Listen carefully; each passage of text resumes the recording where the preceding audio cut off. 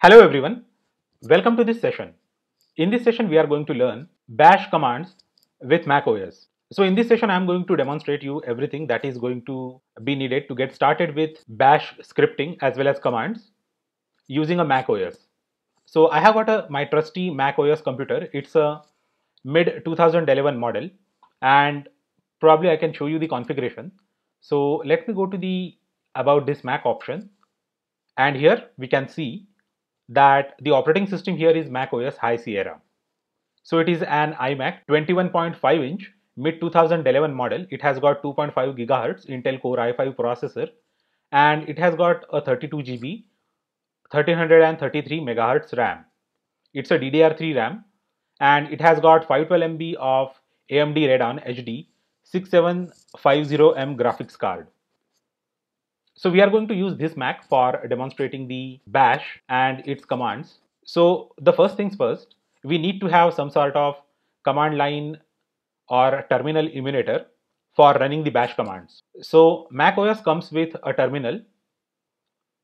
So here we have the terminal emulator of the Mac OS. So you can close that like this, and you can always find that here in the menu bar.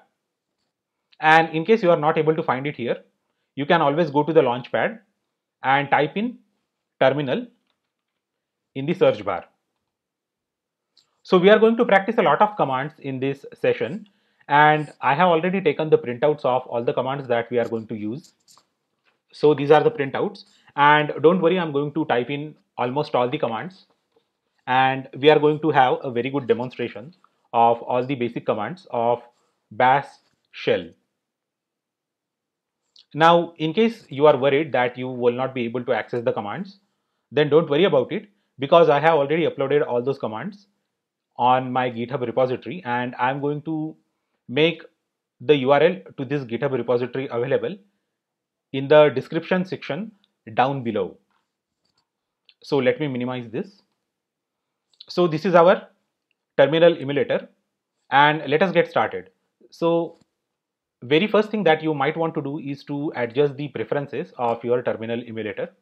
So you might be able to find all those things here in the terminal option in the menu bar. So here you have preferences, and here you have the basic theme, and you can actually change the font here. That is the most important thing. So let me bring up that window here, and here I can change the font to 64 and even to 72.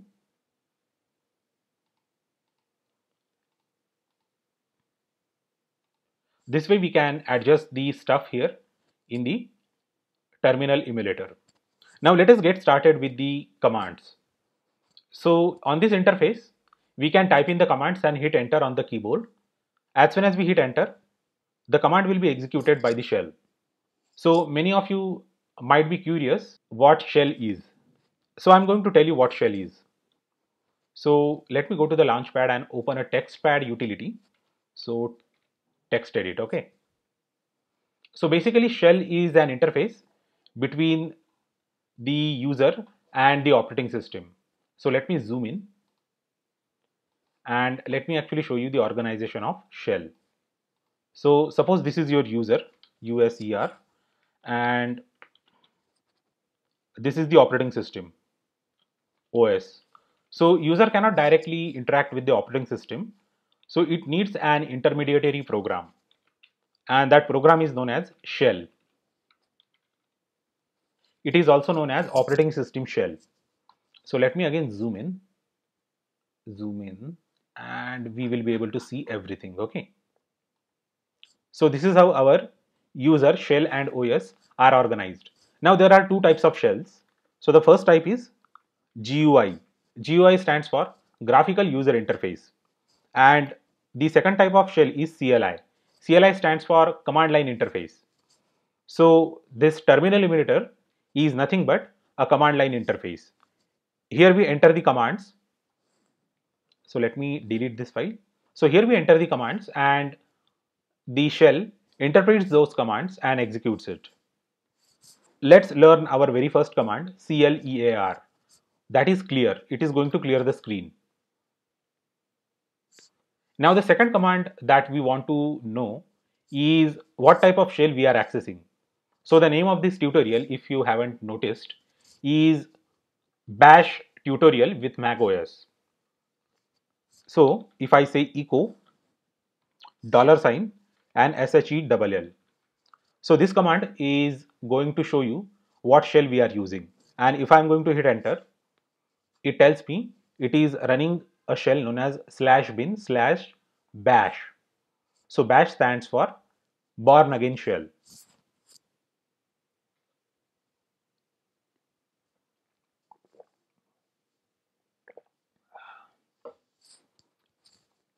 Now this is not the only shell. An operating system could have multiple shells. So let us have a look at a few popular shells. So now if I run the command cat /etc/shells, so run these commands as exactly I am typing them, and you can also find these commands in the document, for which the link I have shared in the description section down below. Now if I hit enter, it is going to show me the list of all the shells that have been installed on this macOS computer. So as of now I could see 1, 2, 3, 4, 5, 6. So there are 6 shells in total. So this macOS did not come with all these shells. So I remember to have installed 3 different shells additionally than those already exist by default. So those shells are KSH, TCSH and FISH.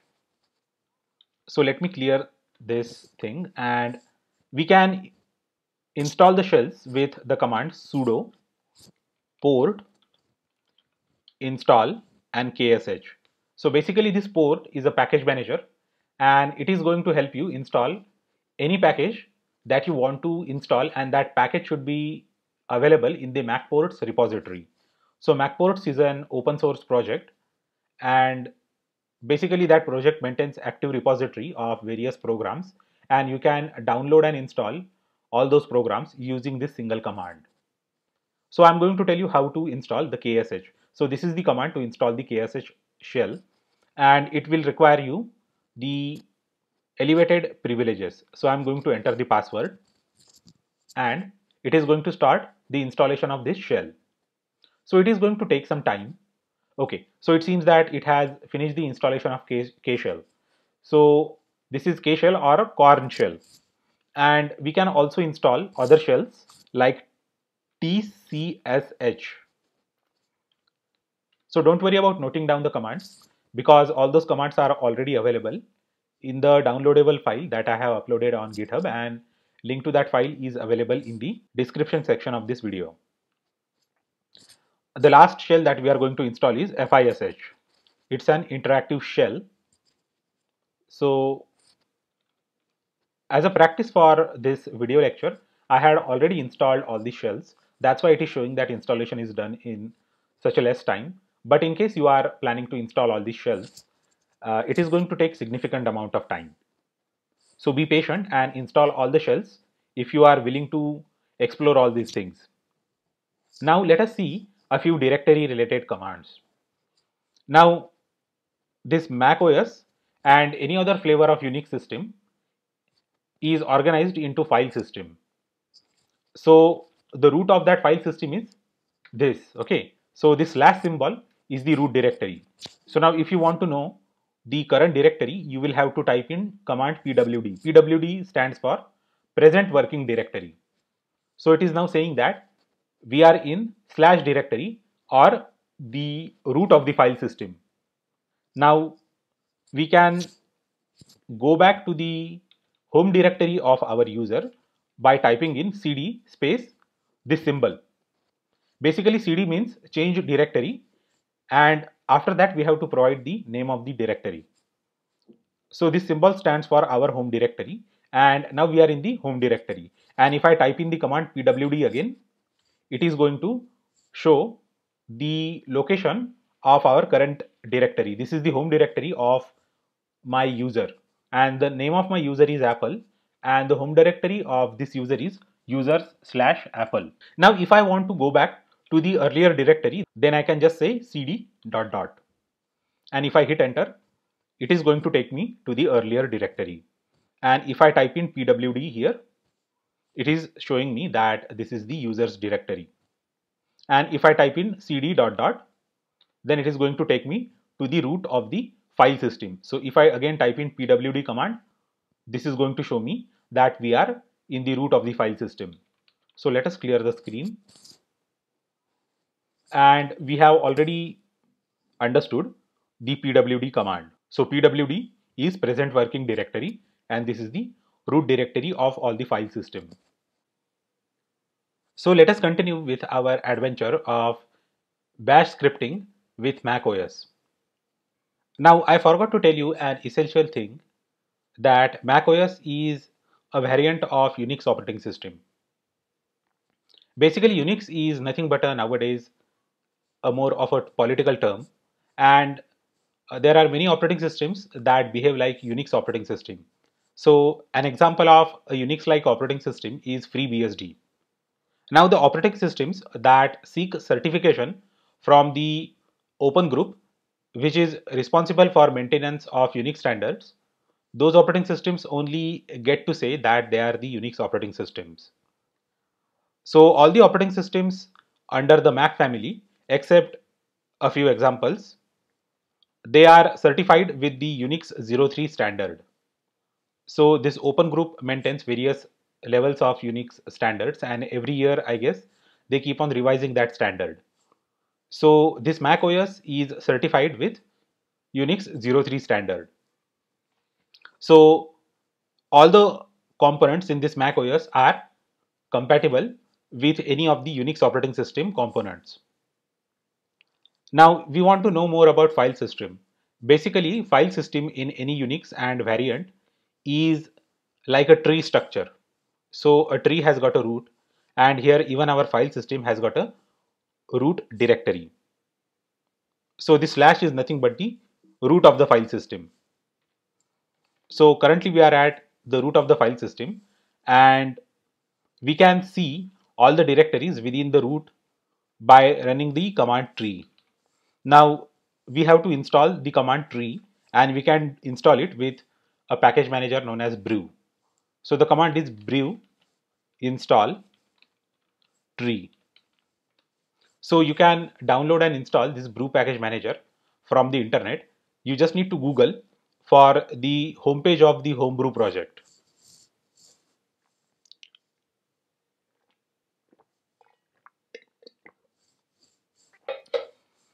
So for all of our convenience, I have already installed this tree command using homebrew, and this installation is unnecessary.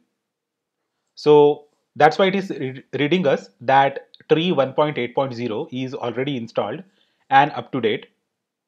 To reinstall 1.8.0, run brew reinstall tree. So I really do not have any intention of reinstalling this brew program or tree program, because I have already installed both the programs. Now let us see how this tree command works. So for that we need to go to the home directory. So let's go to the home directory, and we are at the home directory. Let's run command pwd. Now if I run this command tree, it is going to show me everything in tree structure. Okay, so it is going to show me everything in form of tree, and the leaf nodes are nothing but the files or empty directories. So here we can see the output of the tree command. It is going to be pretty big. So let me scroll down, and here it is reading that there are 16,602 directories and 59,424 files in our home directory. So if I go to the root directory and if I run tree command there, I don't know how many files and directories it is going to show up. So anyway, I have executed the tree command, and I think that it is going to take quite a while to show everything graphically like this. Basically, it is just going to use text-based graphics to show everything in a tree structure. So it is going to take a lot of time to show everything, because we are actually uh, visually representing volumes of data, and gigabytes of data basically, because let me go through the specifications of the storage. So if I go to the storage option, oh god, it is not opening any other program because it is actually busy executing this tree command. So let me go ahead and interrupt the execution of this command. I just need to press Ctrl and C, and it is going to interrupt the execution of any command. So if you are running any command on your shell, and if it is not stopping, or it is not actually ceasing execution, and it is taking a lot of resources of your computer, and you want to terminate that command, and if that command is actually running in the terminal in the bash, you can just hold the control key on your keyboard and then press the C key. So the command is Control C, and it is going to interrupt that execution. So I was telling you, I am going to show you the storage of this Mac. So here is the storage of this Mac, and it has got 500 GB of storage, and the available storage is 444 gigabytes. So let me clear the screen. So always use this tree command judicially, use it on a small directory, and it is conveniently show you everything. And if you try to show it on a very large directory, then the output is not going to be very meaningful, because it will actually take a lot of space to show that output on your screen, and you cannot actually scroll so many times to understand a simple thing. Now we are going to go for a very simple command that is actually very frequently used by developers and even common users. So that command is list, and the abbreviation is ls. So it is going to show you the list of files and directories in your current directory. So let me go to the home directory. So we are already in home directory. So there is a directory with my name in that home directory. So let me try to see what directories are there in my home directory. So here we have applications, library, network, system, users, volumes, bin, course, dev, etc, home, installer failure request, net opt private, sbin, temp, user, var, vm. Okay, so now I'm going to go to the Finder program, and I'm going to go to the documents. So it says macOS users, Apple, and documents. So I'm going to go to this directory. So cd users and pwd cd Apple cd documents. Okay, so pwd. Now we are in the documents directory. So I'm going to clear now, and I'm going to run the command tree to see everything visually. So comparatively, there are less number of files in this documents directory. Now, I was telling you about the ls command. So if I want to see the list of files and directories directly stored in this Apple directory, then I can just run the command ls. Now, ls command can be executed with a lot of command line options. So ls-l stands for long listing. Okay, so this is the long listing. And we can also say ls-la. It is going to show us all the files.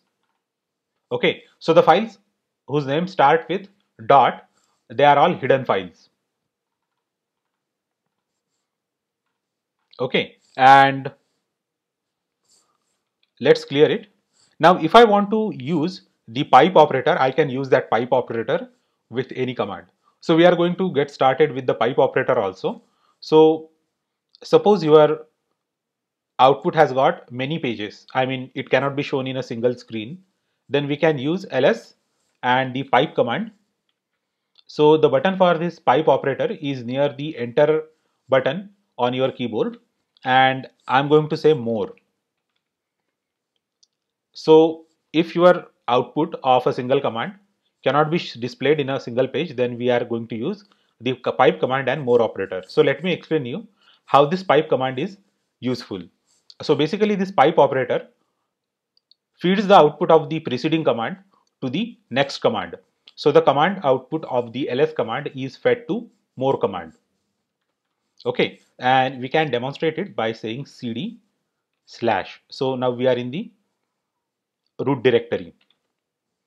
And let's clear the screen and let us say ls, and we can see that there are many directories. And if I just say ls pipe more, then here we have all the output in a single page, and then if I hit enter, it is going to scroll down. So this is how we can conveniently scroll down using the more command. And if I want to see the number of files or directories stored in any directory, then I can just say ls-l. It is going to show us one directory per line or one file per line. I can also count the number of lines. So the command for counting number of lines in any stream is wc-l. So try to understand what trick I am using. I am first showing each and every file and directory in a single line using this command ls-l, and then I'm feeding that entire output stream to this command wc-l. So wc stands for word count and -n stands for lines. So it is going to count the number of lines in the earlier stream. So after using this trick, it actually shows us how many lines are there in the output or how many directories and files are there in the output. So using such kind of tricks, we can write shell scripts. So shell script is nothing but a collection of your shell commands saved in a file, and those commands are run in sequence, and they are run in the same sequence they are written. That's why it is known as script. So this is how we can use the ls command. And let me show you another trick with the ls command. So when I fire ls command, it actually shows me the list of files and directories. So I don't know which one is file and which one is directory. So I can just say ls-p, and it is going to show which ones are directories by attaching a slash symbol after the names of the directories. So this is quite useful. Now I'm going to run another command. So let me go to the home directory again. Let's clear it. And the next command is touch command. So this touch command is also a very useful command, because suppose you don't have any file as of now here and I want to create an empty file. So there are various ways I can create an empty file. I can just open a text editor known as TextEdit that comes by default in this Mac OS, and I can save a file as an empty file. So that is one of the way. But we want to know how to do that using bash scripting, and that is also very easy. We just need to use a command known as touch. So touch command is going to modify the last timestamp of any file. So the last updated timestamp of any file will be modified, but the contents of that file will not be modified. In case the file doesn't exist, touch is going to create that file and leave it as it is. So I'm going to say touch test.txt. Okay, before executing this command, we will just check if test.txt exists in this ls text.txt. So it says that there is no such file or directory. So I'm going to clear this and I'm going to say touch test.txt.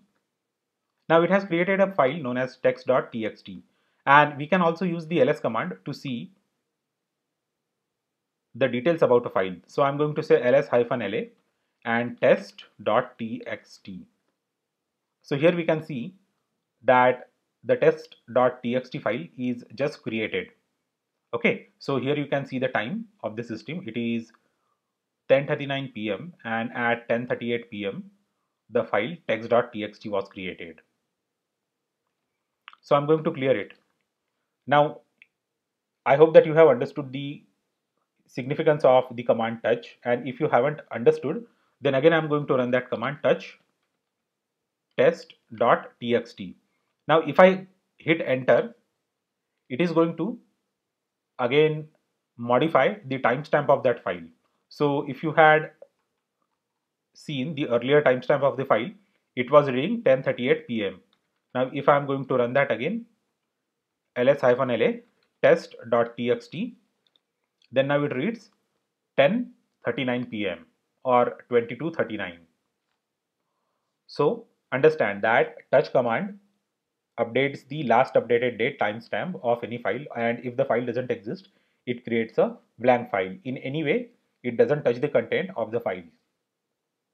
So this command can be useful because if I just want to touch, or if I just want to go ahead and update the timestamp of all the files in a directory, then I can just say touch and it is going to update the timestamp of all the files in that particular directory. So let us know a few things about the text editors. In case you want to comfortably work with any Unix-like operating system and write various shell scripts, then you need to be comfortable with various text editors. So there are three text editors that we are going to see. The first one is VI. So this VI text editor comes with almost all the Unix-like operating systems. So just type in VI and hit enter and you are in the VI editor. So it is a bit difficult to use editor, and I'm just going to escape from this editor using :Q, escape and :Q.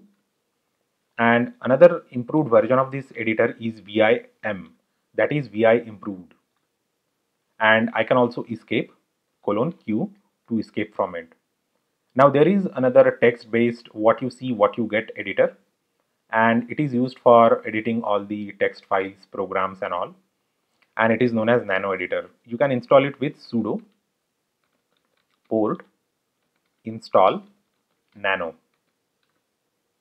and password is Apple, and it is installing all the files required for Nano Editor.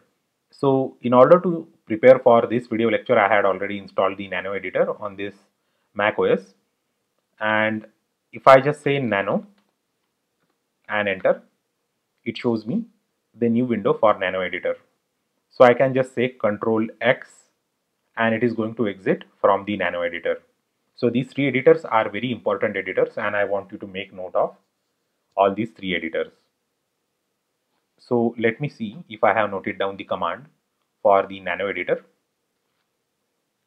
in the file. Okay, so I guess I have already noted down the command for Nano Editor installation in the document that I am referring to, and that document is available for download from my GitHub repository, and link for which is described in the description section of this video. Let us have a look at a few more directory related commands. And the first command is make directory. So mkdir test dir. So mkdir stands for make directory, and testdir is the name of directory that we are creating. So you can choose any directory name of your choice in place of this testdir. So I'm going to hit enter and it is going to create a new directory known as test directory. Now we can remove that directory by command rm-d and testdir. We can again create that directory with the same command, and we can also remove it with the command rm-dir testdir. Okay, and we can create a file with a touch command, touch test.txt, and if I say rm test.txt, and this is going to remove that test.txt file. I can also create the directory again, mkdir testdir, and I am going to navigate to that directory testdir. Now I am going to create a file in this directory with the touch command. So I can see the current directory with the command pwd, and let us create touch test.txt, and I'm going to say cd dot dot clear, and I can run the tree command on testdir. So this is the test directory. Rm testdir is going to remove that directory, but no, because this test directory has already got a file, that's why we say rm-r testdir. and clear it, and I'm going to say touch test.txt. So it is going to create a file test.txt in the current directory. Now I can also create another file test.txt where first T is the capital one, and it is going to create that file without any error. So in Windows operating system, whenever we are going to create two files with the same name, with the difference in the case of characters, then it is not going to allow us to do that. It is going to say that the file already exists, because the file names in Windows operating system are case insensitive. But here in Unix like operating systems, the file names are case sensitive, and we can also create another file with test.txt. Okay, and if I say ls-lf, then we can find all the files with the name test. Okay, so I don't see the files with the name test. Yeah, here we have test.txt, and let me clear it. We can say ls-l test.txt, and it is showing me test.txt. Similarly, est.txt. Okay, and this is what we call as case sensitive file names in Unix like operating system. So this was just a simple demo. So you can create multiple file names with the file names and difference in the case of the characters. So many files can have the same name, just the case of the characters has to be different. Now we can find out the detailed information about any command with the utility known as man. Okay, so we have just seen ls command. So if I say man ls, then it is going to show me detailed information about this ls command like this.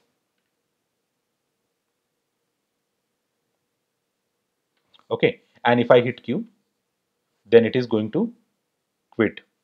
So if I want to find the information about command cd, then I can say man cd, and it is going to show me all the information about the command man cd, and it is also going to show me all the options related to the command cd. Similarly, man touch. So basically, man is nothing but it is actually showing you the man page entry of that command. So even if it is a custom utility and if it is going to make the entry to the man pages, then you will be able to see the output for that command with the man command. There is another command known as info ls, and we can pass any command to it and it is going to show us the help related to that command. So let us see if there is any help. ls, no, there is no help. So this error message is also showing us that there is no help topic. Match ls, try help man k, man hyphen k ls or info ls. So we can use man hyphen k ls or info ls. So let me clear this command. We can even see the man page for the man utility itself.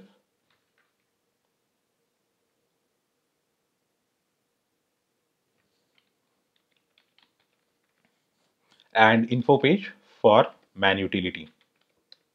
So basically format and display the online manual pages. So in order to escape, you just need to press the Q button. So this is how we can find out the help related to any command using man and info commands. Now we are going to have a look at a simple network related utility known as ifconfig. So ifconfig or ifconfig. So if I hit enter, it is going to show me the details of my network connection. So this iMac is connected to my home network using Wi-Fi, and I can see the IP address of that iMac with this ifconfig command. So I should be able to see the IP address. It must be here somewhere. Yeah, here we have the IPv4 address. This is the internal IP address, and I can connect to this iMac with SSH tool by entering this IP address into that SSH tool with the username. and providing the password for my account. So this IP address is useful in logging remotely. And the broadcast IP address of this entire network is 192.168.0.255. So if I send message on this IP address, then all the computers in this network are going to receive that message sent to this particular IP address. So this is all about the ifconfig command. Now we are going to have a look at another useful utility, and that useful utility is wget utility. So I'm just going to say sudo port install wget and apple. So we have installed the wget utility. Basically, wget utility helps us downloading any file hosted on any remote HTTP or FTP server. So I'm just going to copy the command from our repository. So here our code repository has all the commands that I am referring in the printout that I have. Basically, I have used the same document to take the printout. So now I'm going to execute the command wget. So the format of this command is that wget space and the name of the file hosted on the remote HTTP or FTP server. Now if I'm going to hit enter, it is going to launch the download process. See, it is downloading that file. Basically, it is the source code in C for this wget utility, and we can manually compile it and install the wget utility. Now it is in tar.gz format. So it is also known as a tarball file, and gz stands for gunzip utility. We can use gunzip utility to unzip this file and unzip the code, and then we can manually compile and execute this code. Now I can just say ls-la star.gz. So this is showing us the entry for this file, and I'm just going to say clear ls-l star.gz, and this is the output. Now let us see a few file related commands and a few useful utilities for Unix like operating systems.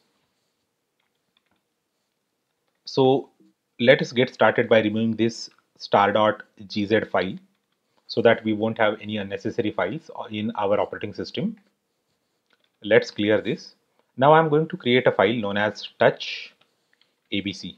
The abc is the file name, and ls-l abc, it is going to show us the details of this file. So this seems to be an empty file because that file abc did not exist prior to the creation of that file with the touch utility. Now I'm going to say mkdir practice, and it is going to create a directory known as practice. So now the practice directory already exists. So let us visit that directory and let us see what is there in that directory. So I'm going to delete that file abc from that directory. Now let us clear it and let us see tree practice. Okay, so it says error opening dir, 0 directories and 0 files. So since there are no directories or files in this tree directory, it is showing error, but there is no need to worry. This is the normal behavior.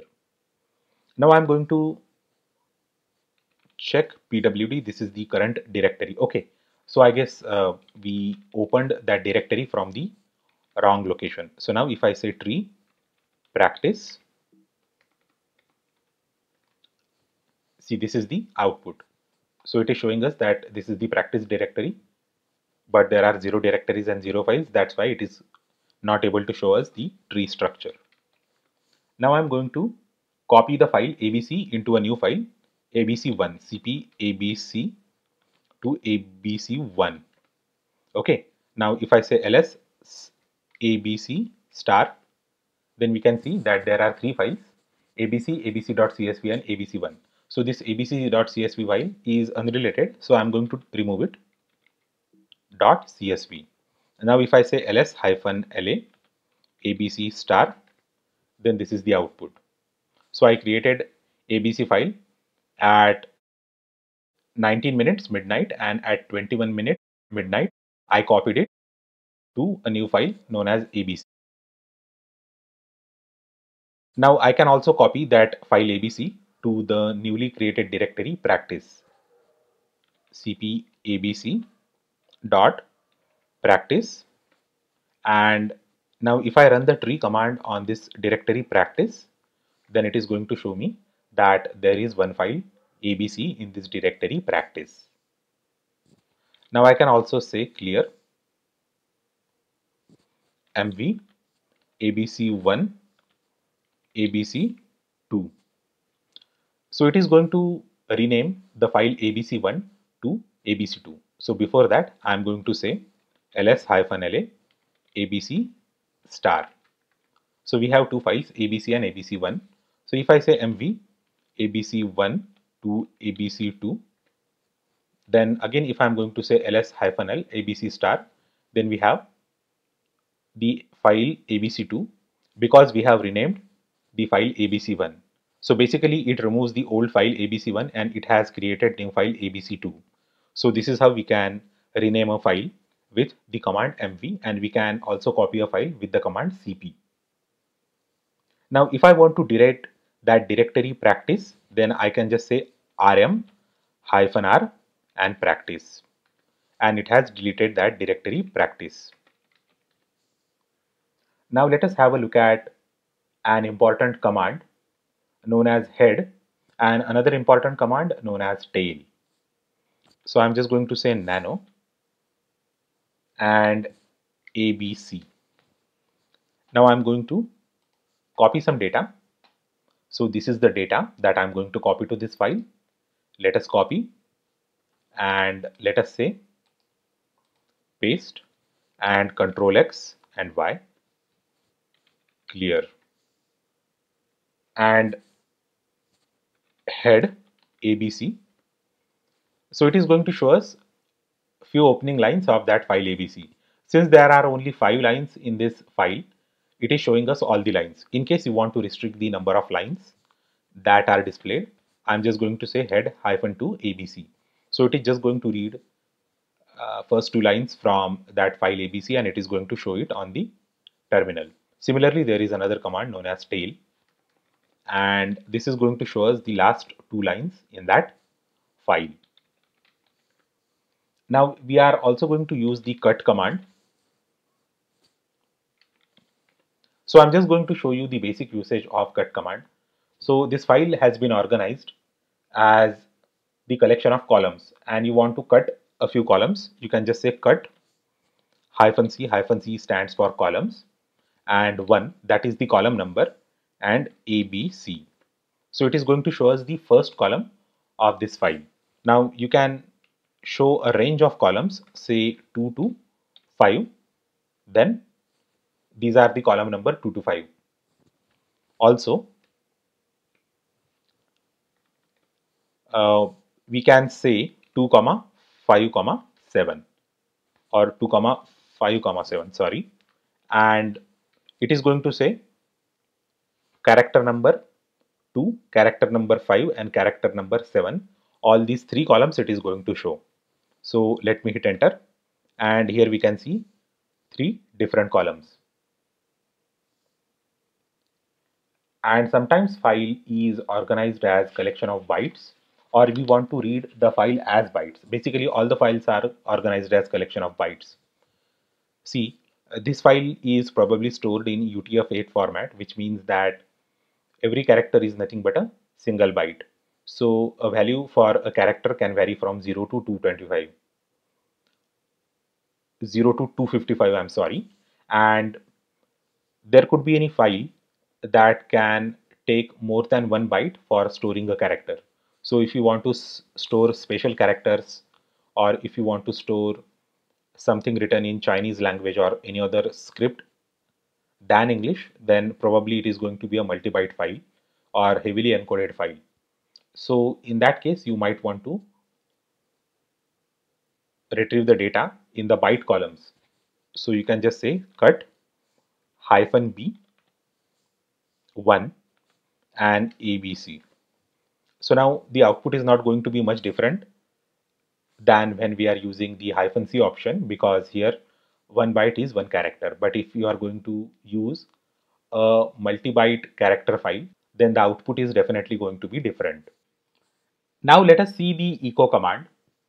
Basically, echo command is used to display the value of a string or a character. So we can directly pass string as an argument to the echo command, and it is going to go ahead and display that string. We can pass it the quoted string like this, and a string with double quotes. So this is the output of echo command. Now we can also use this echo command for a special purpose. Suppose I have executed this command ls here, and I want to know if the execution of this command is a success. Then I can just run the command echo $, and it is going to return us the output of the last executed command, and that output is 0. So 0 means success. So suppose if I make a mistake in the command itself, lsa, it says bash lsa command not found, and if I try to execute echo $, then it is returning us 127. So it means that it is not successful. So we will actually have to check the Unix manual or handbook to see the meaning of 127. So let me clear this. Now we can also say echo test1 and echo test2. Now I want to print test1 and test2 in separate lines. So I want the bash interpreter to treat this as two separate commands. Let us see what happens. So unfortunately, the bash interpreter does not treat this statement as two separate commands. It actually treats that second echo word as a string passed to the command echo. Now the solution to this is we need to introduce a semicolon.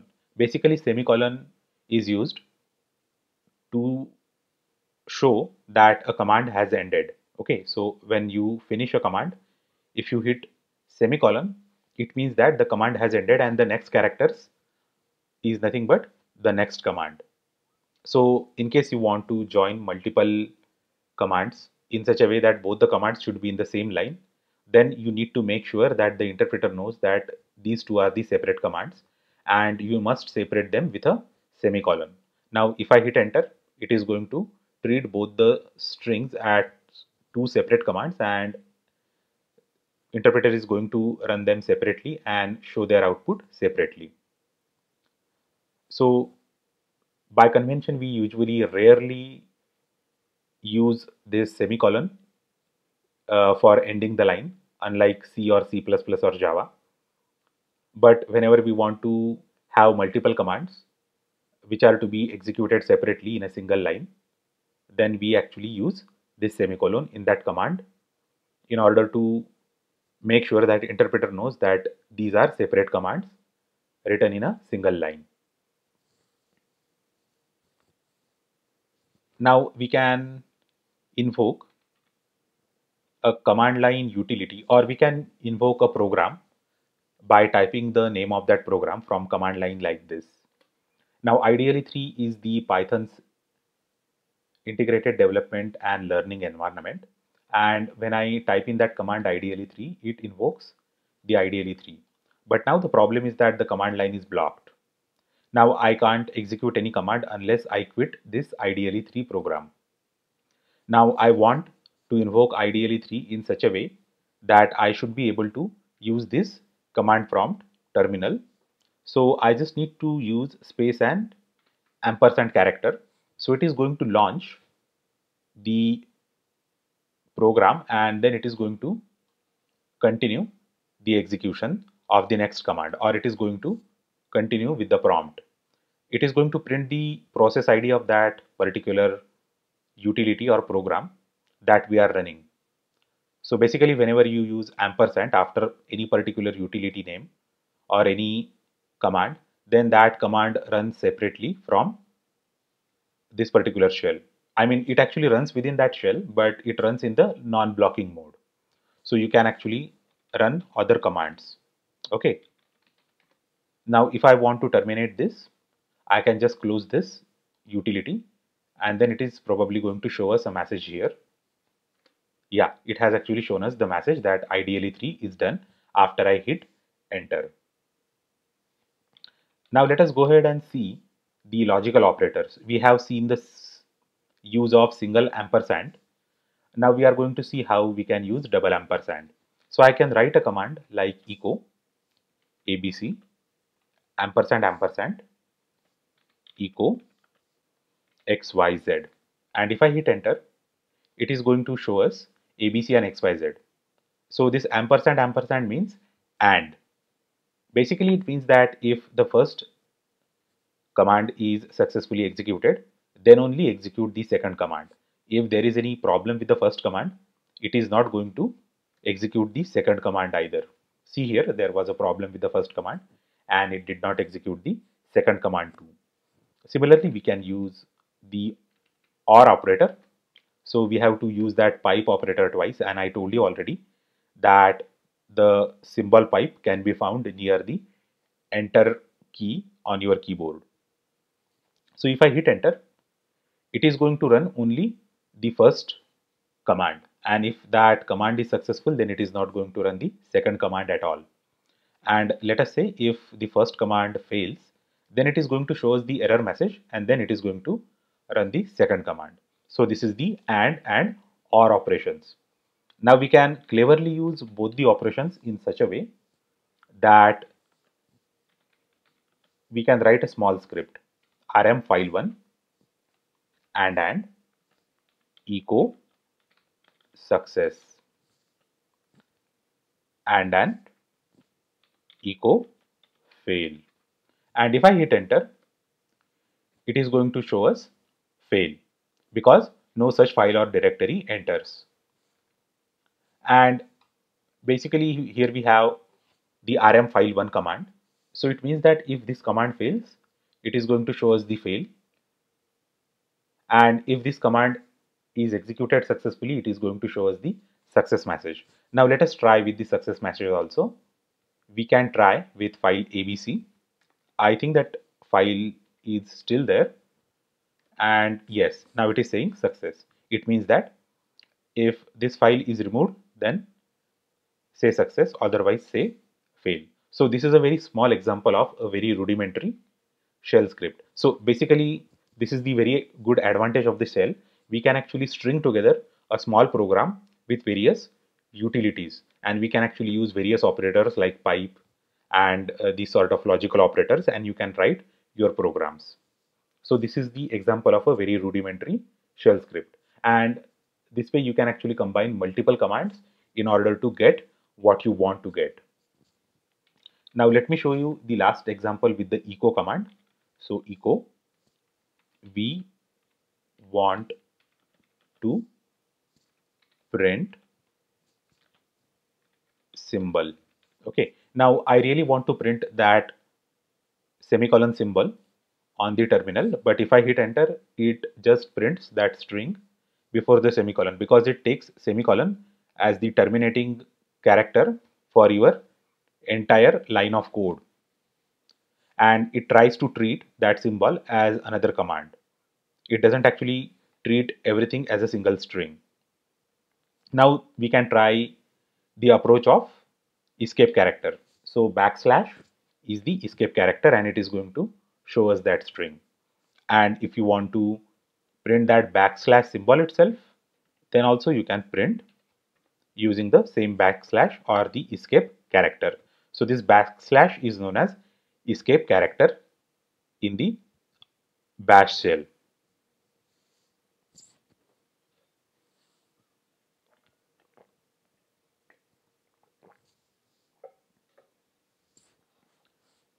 Now let us try to understand what file name globbing is. Okay, so I'm going to say ls abc star. So as of now, there is only one file with abc in the beginning of the file name. Now I'm going to create a couple of files, touch abc and touch abc1, touch abb Okay, I made a mistake in the command and I'm going to rectify it. Touch ACC. Now let me run a command and you try to figure out what this command is trying to accomplish. Okay, so this command is basically telling the shell interpreter that list all the files that have A as the starting character and C as the third character, and in between there could be any character. The only condition is that there should be a single character. Okay, so the only files that meet this criteria are these ABC and ACC. Okay, and I can also create another file touch AAC, and that file is also going to meet this particular criteria. See, we can see that file in the output. So this question mark means exactly a single character. Okay, and I can also say ls a star. It means that the starting character of that file should be a, and it could be followed by 0 or more characters. So star stands for 0 or more characters and question mark stands for exactly one character. So this thing is known as file name globbing, and we have actually used this file name globbing to see particular files or to see the files of a particular extension. Like if you remember the example where I had downloaded a tar.gz file and then I ran the command ls star.gz and it actually displayed that single file in the output. So we have actually unknowingly used this file name globbing, but here only we are getting it formally. So if I hit enter, it is going to show us a lot of files. Now we can actually use it in multiple ways. Let us say I want to see all the files that have got B as the second character. So I can just say ls question mark B and star. So it means that there should be exactly one character in the beginning and then it should be followed by B and it could be followed by 0 or more characters. So I could see ABB, ABC, ABC1 and ABC2. These are the 4 files that meet the criteria. And here we have the output. So as I had predicted correctly, we can see these 4 files. So this entire concept is known as file name globbing. So remember it, this is going to be a very useful trick. So if I say ls star txt, it is going to show me all the files with txt extension. And if I want to see all the files with any extension, then star dot star. And here we have got a lot of files with various extensions.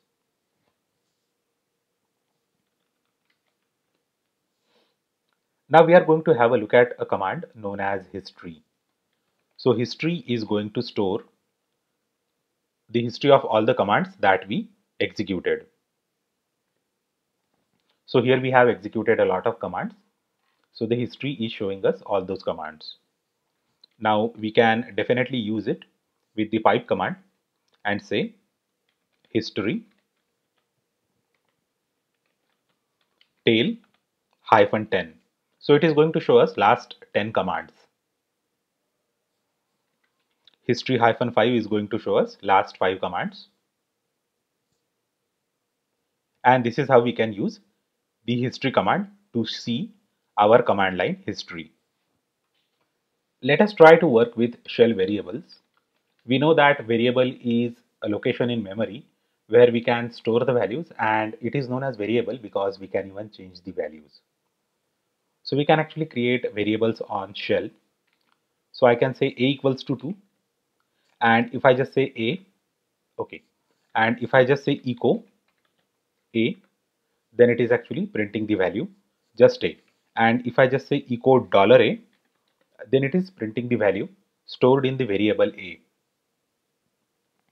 Similarly, if I say str1 equals to Ashwin,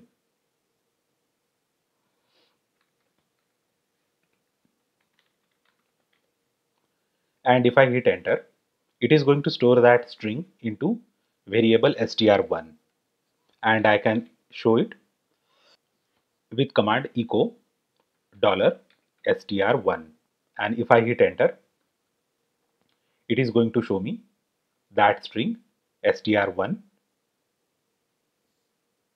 Now similarly, the Unix or Mac OS shell environment also has got a few internal variables that are used for the management of this session and the bash.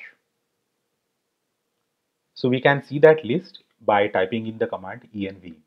So here we have all the environment variables, and I'm going to show you few important variables. Echo dollar bash version.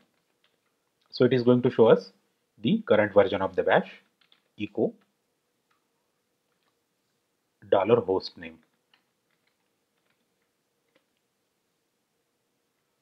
This is the host name. Echo dollar hist file, and here we have the history file. Then echo dollar home. So it is going to show us the location of the home directory of the user. Echo dollar path. So path is an important variable. Basically, it is a string that contains the all the locations of uh, executable files. So basically, whenever any utility is installed in a particular location, we have to go ahead and add the location into this string. Basically, we have to append that path string. So whenever shell interpreter is going to receive any command to be executed, it is going to look for that executable file for that particular command in one of these directories listed under path. So if there is a new folder where you are installing your executable files, make sure that you append the location where you are executing these files to the path environment variable so that your utility is accessible from command prompt directly. Now let us see columns. So these are the character columns in this particular bash session, and we also have lines. So here we have 13 lines. So let us count it. 1, 2, 3, 4, 5, 6, 7, 8, 9, 11, 12, 13, 14. Okay, I guess it includes column number or line number 0 also. Okay, so from 0 to 52 there are 53 columns, and 0 to 13 there are 14 lines. We can also see the log name. So let us see what it is. It is Apple. It means that the login name of the current user. And we can also see the OS type. It must be Darwin for Mac OS. So it is Darwin 17.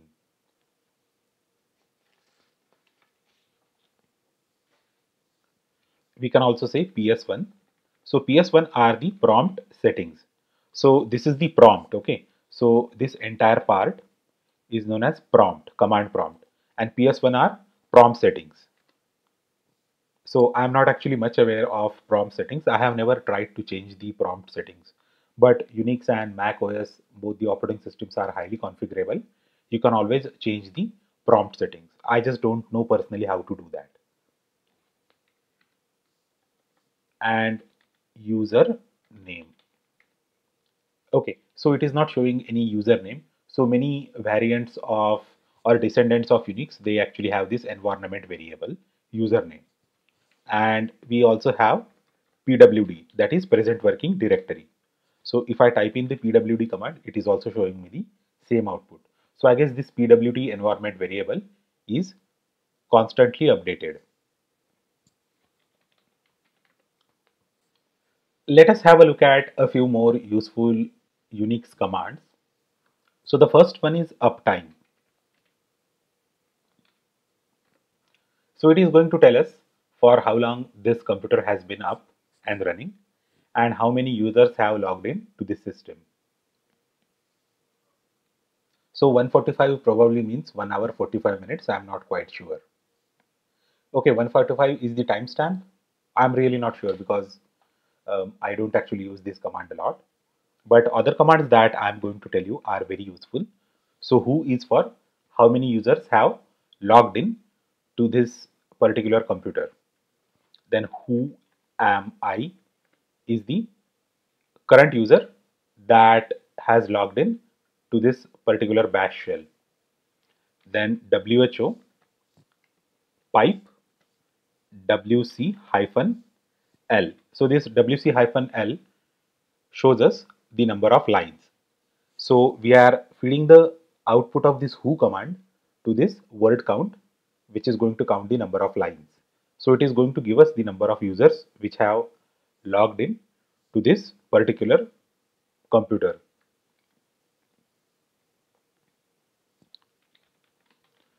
Now I'm going to explain you a few system related commands. Uname is Darwin. Okay, so it is going to show us the name of the operating system, and you want to get more details, you just say -a, and this is the output.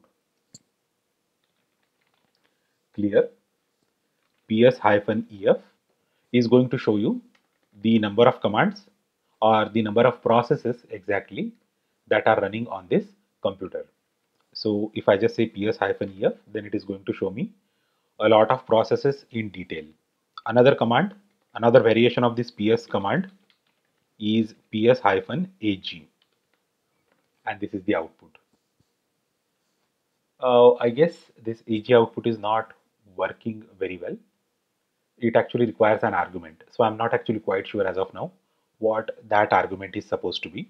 So I'm just going to clear the screen, but this ps-ef shows us all the processes that are running on this computer. Now, if I want to know the status of the disk, then the command is df.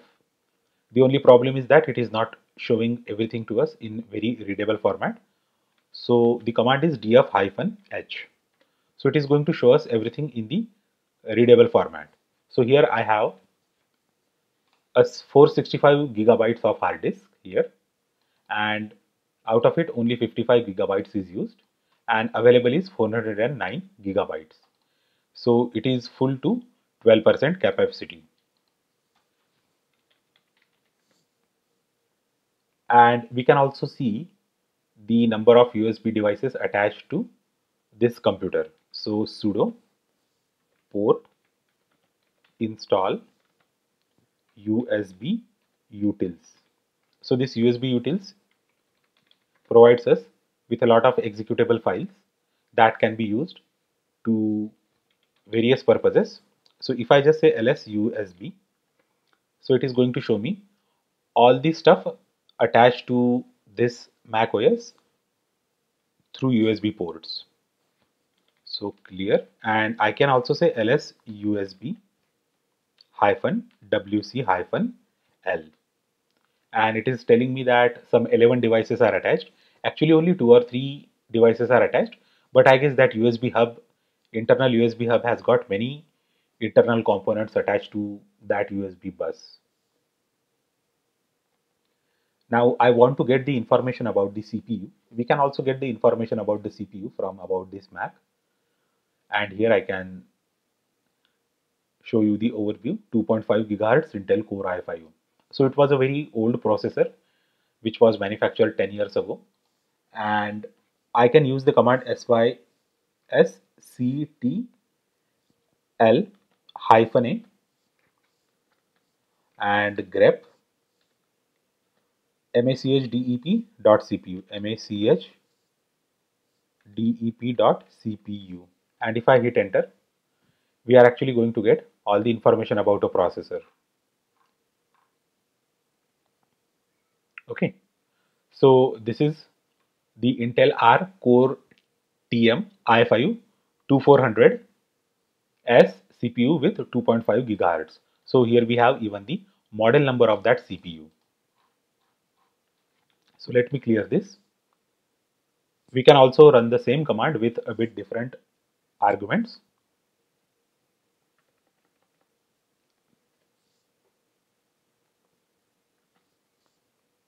I can say match dep.cpu brand underscore string. So it is actually extracting the exact information about the CPU. I can also run it like this. hyphen a awk. So I'm going to use the utility awk and hw dot slash, and if I hit enter, it is going to show me all the lines that have got hardware or HW in it. Okay.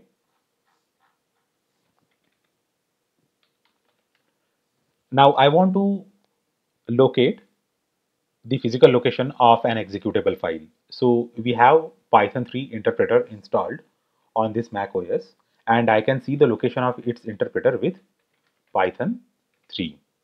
So the command is which Python 3, and it is going to return a string that has the location of that particular executable. So if I say which bash, it is going to show me the location of the bash file. So this is the binary executable file. Now let me clear it and let us say cat abc.csv. I guess the file doesn't exist, so we are going to create that file, nano abc.csv. Now I'm going to copy that string or all the data items from the repository of the code that we have.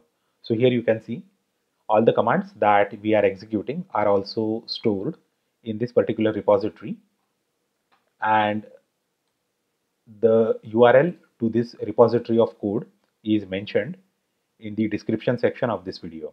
So in case you have any trouble executing the exact commands, or if you feel that you are making some sort of syntax or typing mistakes, you can always copy the commands from that location and run on your local Mac OS machine. So I'm just going to save this document now, and let us execute that cat command again, and here we have the output. Now we are going to use the wc command. Wc stands for word count, and if I say wc abc.csv, then it is showing me it has got 4 lines, it has got 13 words, and it has got 71 characters. Okay, now we can see that information separately also. wc-l abc.csv, wc-c, and number of characters, and finally wc-w, number of words.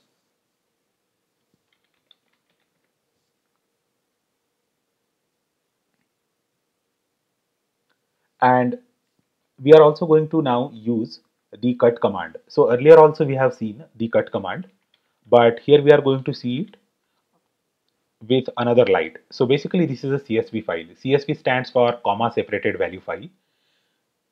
Earlier, before the advent of relational databases where we can conveniently use the SQL query language, people used to store the data in delimited format. Okay, so basically they used to use some sort of delimiter like colon, semicolon, or hyphen, or even simple space, or like simple space, okay, blank space, in order to store data. And that delimiter used to be the delimiter, means it used to be the distinguishing character between the fields. So they used to have data like A, B, C, and then colon, and then 23, and then 45. Now this ABC is one column or data for one column, 23 is the data for another column, and 45 is data for another column, and the delimiter is simple colon. Okay. Now here we have that CSV, which means that comma separated value. So here the delimiter is the comma symbol. Now we have stored a lot of data in this file. We have 4 rows and then we have 3 columns. We can always extract the data using CSV. So I can just say cut -c and 2 to 5 abc.csv. Now it is going to cut the data from column number 2 to column number 5, and it is going to treat it as character column 5. Okay, so probably from the first line it is going to show SHWI. Okay, and if I hit enter, yeah, it is showing me SHWI from the first line as I had predicted correctly. Now this is about character columns. Now if we want to use that delimited facility, I have to mention that delimiter. So I just need to say cut -d, comma, -f, and 2, we are going to extract the second column, and abc dot csv. And if I hit enter, this is the output. I can also say print column 1 comma 2, and we can also mention a range 1 hyphen 3. It means that print everything in that range. Or I can even reverse the order of the display of columns. So let's say 3 hyphen 1, will it display it in reverse order? No, it is not actually displaying anything. So I can just say 3 comma 2 comma 1.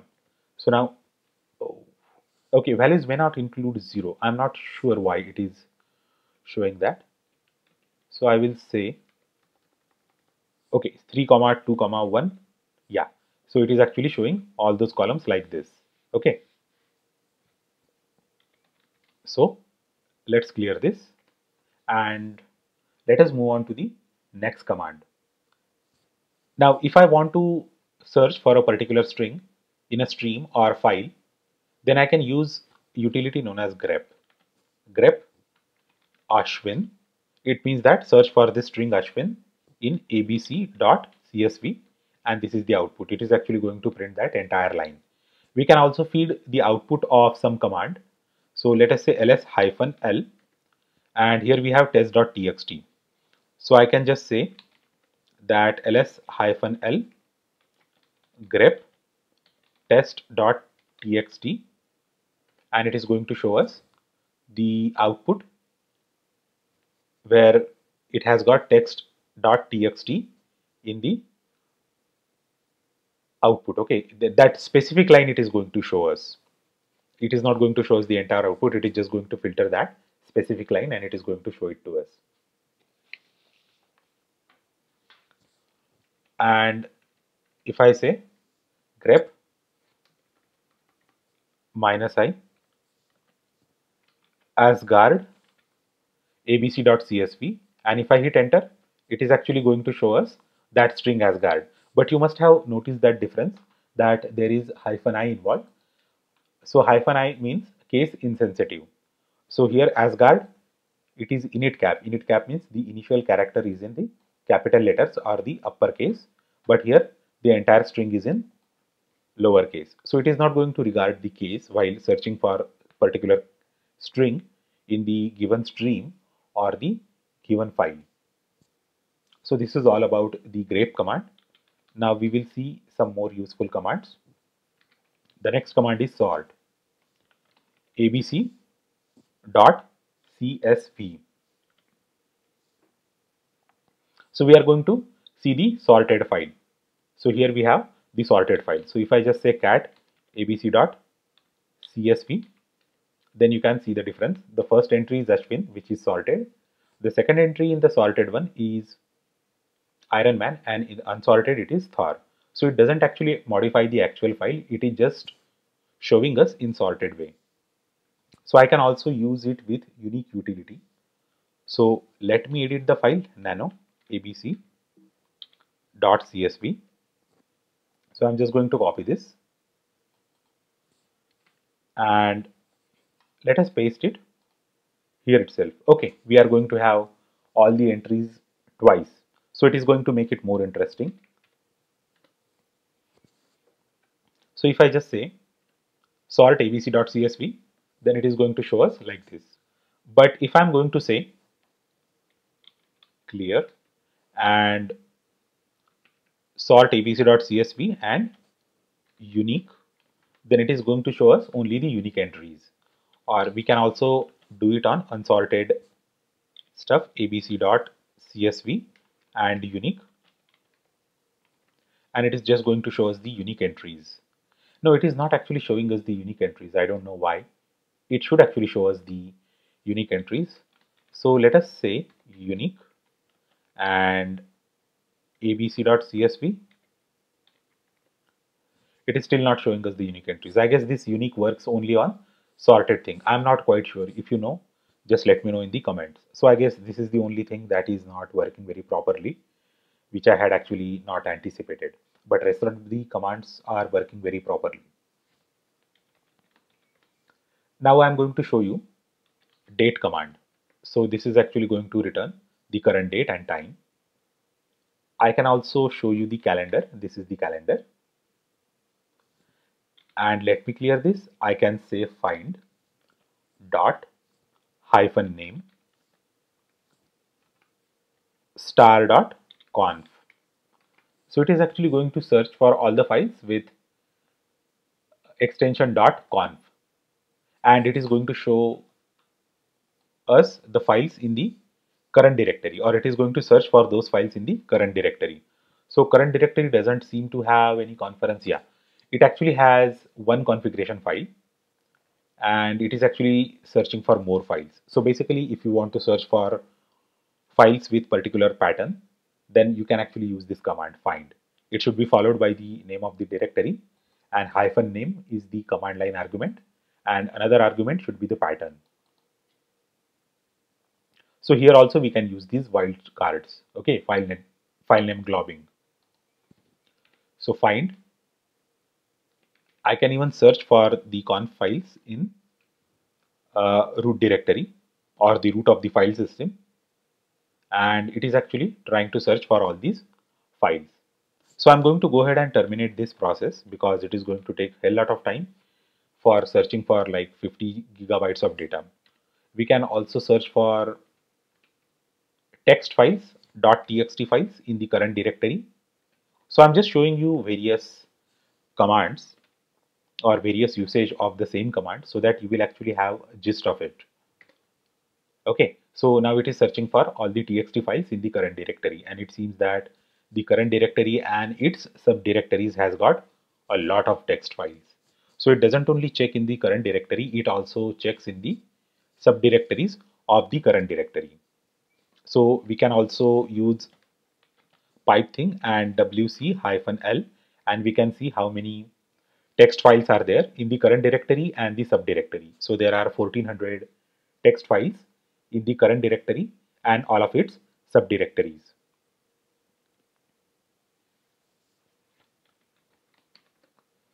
Now I'm going to show you how to use the top command. Top is a very easy command. It is actually going to show us a resource hungry processes, or the processes that are resource intensive. Okay, so resource intensive processes means the processes that consume a lot of memory and CPU time and other resources. If I type in top and hit enter, it is going to run the top command, and it is telling us how many processes are there and how many are running and how many are sleeping, and it is also going to show us the top processes like this. Okay, so the current top process is the top process itself, and there is another process known as com.opl.ic. So this is all related to the Unix processes. So unless you are a system administrator and all, you may not want to use this command. You can actually use this command when you feel that your system is loaded too much and you want to find out the culprit, the process that is actually taking too much of resources. You can actually go ahead and terminate that process if you have the proper privileges. Now you can quit this interactive simulation by pressing the Q key on the keyboard. And there is another command which is cousin of this command, but it doesn't come pre-installed with Mac OS, and that command is known as htop. We have to use the Mac ports. We have to say sudo port install htop, and the password is Apple for my computer. It may be different for yours. Okay, now htop is installed, and if I hit enter, after typing in htop, it is actually going to show us a very good output like this. You can see that it is showing us the CPU consumption. See, basically it is showing us a lot of CPU consumption because I am recording a video, right? That's why all the 4 CPUs are busy, and it is actually even consuming a lot of memory. It is actually consuming almost 1/4 of the memory that I have. I already originally had 8 gigs of memory, 8 gigabytes of memory, DDR3 memory with 13 33 megahertz as speed of that memory. Then I got this Mac upgraded to 32 gigabytes of memory, and now while recording and editing, almost um one fourth or one half of the memory is used by the software that is being used for recording and editing. Okay, that's why upgrading the memory was a wise decision, because it actually gives a lot of room to other processes to share the memory map. So this is all about the HTOP processes and a bit about computer memory. So this is the, I'm referring to the main memory, that is the RAM, random access memory, where we load the programs and the programs run. So I'm going to press Q button in order to quit this interactive display.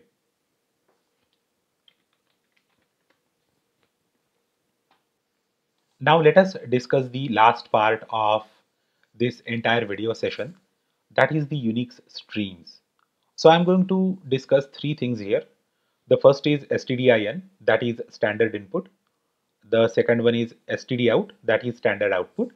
And the final one is standard error, stderr. So let us see what is stdin.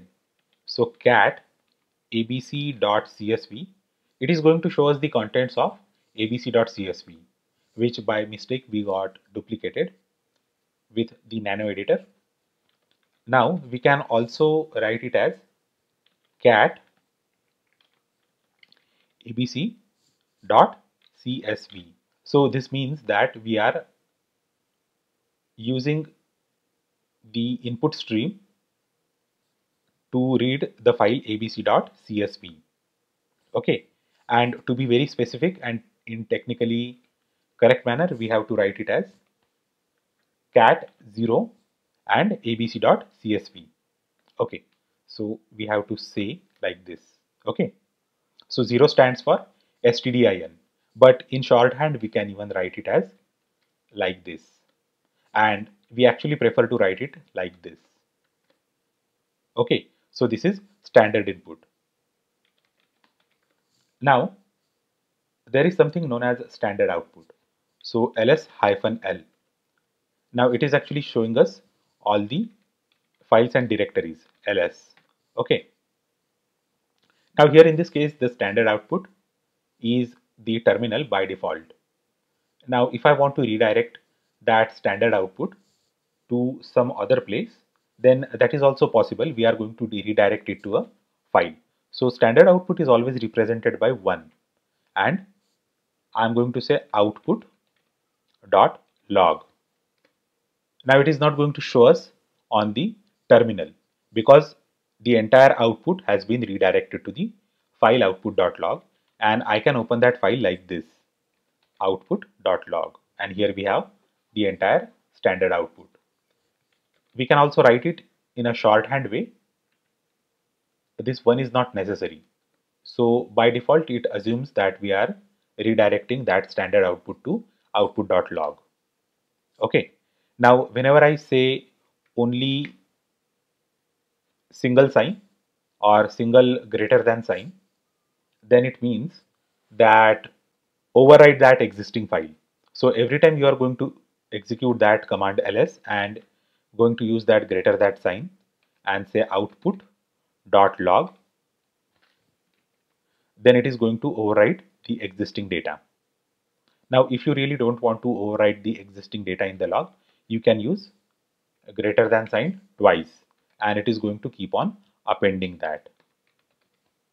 And if I hit enter, it is going to append that entire data. See here, we can see the entries for everything twice. Okay. See here, ImageMagick 7.0.10 and ImageMagick 7.0.10. So again, if we run that command again, we are going to have 3 entries for all the files. See here, for the first entry for ImageMagick, second one and the third one. So it is going to keep on appending. So again, let us try to understand what it is. Basically, you can redirect the output of any command or any execution to any file, and you have to use 1, but using that 1 is not necessary. 1 stands for std out, or the standard output. So you can directly do that. And if you want to append that output file, then you have to use double greater than sign. Okay, and you can also use it like this: 1 double greater than sign and output.log. Okay, so this is all about the standard out. And we can also say standard error. Okay, so I can say ls-l and 2 and error dot log. So suppose if I encounter any problem into running this command, then that thing will be stored in 2. Okay, so this 2 stands for standard error, and we can redirect that 2 to some log file. And I mean, it is not necessary to have this error.log as the file name. It can be anything.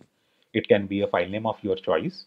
And if I hit enter, see, as of now there is no error, and it is just redirecting the entire stuff to the terminal. Okay, now if I commit some mistake in the command itself, let's say lsl, okay, error.log. So it actually went to the error.log. So if I just say cat and error.log, see, it is storing all the error into that log file. So I hope that you are trying to understand the concept. So whenever you have any error in executing the command, you just redirect the 2, which is nothing but the standard error, to some error.log. And it is also possible to append that file. So if I just say double greater than, then it is going to append that file like this. See, we tried to execute that command lsl twice, and twice it has actually redirected everything to that file, and we can see everything twice. So this is all about the standard input, standard output, and standard error. Now we can use these combinations in a very clever way in order to redirect the output of our programs, outputs as well as errors of our programs, to the appropriate location. Now let me show you an example. If I say ls-l 1 output dot log and 2 ampersand 1. Now let me explain you the meaning of this entire line. It means that 1 is the standard output, redirect the standard output to output.log, and 2 is the standard error, redirect the standard error to the standard output itself. So if I hit enter, I am not actually going to see anything in this terminal, but I will be able to see if there is any problem in the execution of the command. If there is any problem, it will also go to the output.log, and if the command execution is also successful, then also it will go to the output.log. So this is the output of the output.log. Now let me deliberately make a mistake in the comment, and if I try to open the output.log, I can see that the error has also been redirected to the output.log. And this is the magic of this particular line. Okay, so here we are asking that standard error to be redirected to standard output. Okay, so 2 is for standard error and 1 is standard output. So we are redirecting standard error to standard output. And we can also write this entire statement in a shorthand way. So let me show you how it works. We can just say greater than and output, and it is going to work the same way as it worked earlier, because it is not actually necessary to mention 1. It automatically assumes that there is standard output for any command. Okay, and standard error has to be mentioned by mentioning 2 in that command. And if I hit enter, it will also produce the same output. If I say cat output.log, and here we can see the entries for the proper execution of ls-l command. Now there is another trick that I want to show you. So ls-l 2/dev/null. So this dev/null is the location which is known as black hole informally. So whatever data or whatever stream output that you sent to this particular place, it disappears forever. So many times it may not be necessary for you to store the error, and if you really don't want to store the error, you can just say to greater than /dev /null, and all the data related to del error will go to this black hole, never to be recovered. So we know that physical properties of a physical black hole, that whatever we send to it, it can never be recovered. So we are just redirecting this entire stream to this /dev /null, and we are not actually going to get any error log in this case. Okay, so this is the output because we have the default standard output to the terminal. It is showing us the output. Okay, now I can just say lsl, which is a wrong command, to greater than /dev /null, and if I hit enter, all the error stuff went to the black hole. Now we can always find in the shell scripts in the working place something like this: ls/l or ls-l, sorry, to output dot log, and 2 is redirected to /dev /null. Okay, and if I hit enter, it is storing the output of the command or the standard output of the command to output.log, and standard error, it is sending it to the black hole or /dev /null. So this is how we can redirect the standard input, standard output, as well as standard error. So it is actually one of the most important aspects of your Unix-like operating systems. So all the operating systems that follow POSIX standard, Unix standard like Mac OS, any flavor of certified Unix, FreeBSD, and Debian and other variants of or distributions of Linux operating system, Linux kernel, they all follow this standard, and this is very, very useful while writing shell script for your organization. So if you are working in an organization where they frequently use shell scripting, you will find such kind of lines very, very frequently in the code for the shell scripting. So in this entire session, I haven't explored the topic of shell scripting as such, but I'm definitely going to make another video. And if you really do not want to miss that video, then I would definitely recommend to all of you to subscribe to my YouTube channel. Now, having said that, I'm going to move to the last part. So I'm going to show you a fancy thing. So here we have ps-ef, and we have a lot of processes running. So if I want to kill all the processes except this shell, then I just need to run the command kill 0. Okay, and it has actually killed a lot of processes. Okay, so now I can see a very limited number of processes. And so this kill command is used to kill a process. So I can just say that ideally and ampersand, ideally 3 and ampersand. So it is going to open the GUI based utility ideally 3 in another window.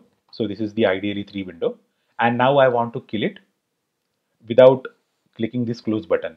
So it has printed the process ID of this process, and I'm going to say kill -9 3264, and it is going to terminate that process. Okay, so here we have that process, and if I hit enter, it has killed that process. So very conveniently we can kill processes like that. So many times your processes are stuck or they are consuming a lot of resources of your system. You can manually kill them and free the resources of system. But do not use this command in the production environments of your organization, because if you kill any important process or any server daemon process, and if you have enough privileges to kill the process, and if you kill that process, then it could actually bring a disaster. Some sort of calamity might befall on your organization. So do not use these sort of commands. That's why this is a very beginning level session, and I really don't want to give you or introduce you to the tools that can actually wreak havoc in your organization. That's why I covered this entire stuff in the end. And please use this particular command very, very judiciously, because it is definitely going to terminate all the processes that you are trying to kill. Okay, and that could be very important process in your organization. It could be a database server daemon, or it could be a server process that is responding to the emails, or it is actually accepting the socket connections. You don't know, you never know actually what sort of process is that. You can always get the details of a process by saying ps-ef, and here you will have the process ID, and you will actually have the name of executable file that is running here. Okay, but still I would actually recommend not to play with this command, because if you play with the fire, then definitely you are going to burn your fingers. So with this cautionary note, I am concluding this entire session. So I hope that you are satisfied with all the knowledge that you have gained and all the demonstration that I have shown you related to Mac OS bash commands. Okay, so now on a closing note, you can run all these commands on almost any POSIX compliant Unix systems. Okay, Unix systems, Unix derivatives or Unix like systems, you can run them on FreeBSD, OpenBSD, NetBSD. You can run them on any distribution of Linux. You can run them even on the older versions of Mac OS, which were known as Mac OS X and OS X. This is mainly because all of these operating systems are clones, or they are kind of Unix systems. Okay, they may not be certified with the Unix brand, but they actually follow roughly the same outline of running the programs and all. So even if the internal code of all these systems is different, the interface that is for the user, okay, is same for all the systems. So for Mac OS, maybe the program that is executing or responding to this ls command might be different. Okay, it might be written differently by the programmers in Apple, and for FreeBSD, which is a BSD descendant, the command ls might be written in a different way, but the output that it is going to show is going to be the exactly same. This is because there is a common standard which almost all the programming community is following when it comes to the Linux or POSIX or Unix or Mac OS. And that is why you can run these programs almost on all the modern computers where you have Unix like operating systems. So with this, I'm concluding my session. Do let me know if you have any questions or queries, and do let me know them in the comment section. And do not forget to subscribe to my YouTube channel for more awesome training sessions like this. Thanks a lot for watching this video, and I will see you next time.